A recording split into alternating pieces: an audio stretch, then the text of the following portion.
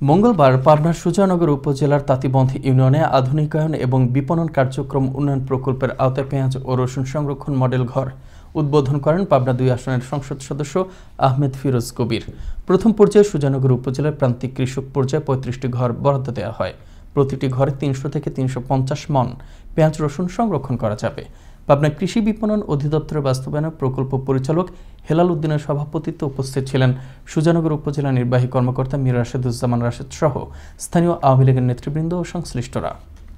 সরকারকে আমার অশেষ ধন্যবাদ, এত সুন্দর মডেল ঘর দিয়েছে যা বলার আমার বাইরে। তো আমরা যে সিস্টেমটা করছি যে সবসময় ন্যাচারাল বাতাসটা ফ্লো থাকবে, অর্থাৎ মানে এয়ার ফ্লোটা সবসময় থাকবে, এবং যে গরম যখন হবে আমরা 6টা ফ্যানের ব্যবস্থা করেছি।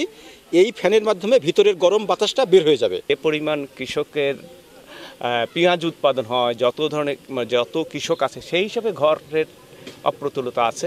আমরা আগামীতে এটা বাড়াবো যাতে আমাদের যে ক্রাইসিসটা আমরা মিট আপ করি।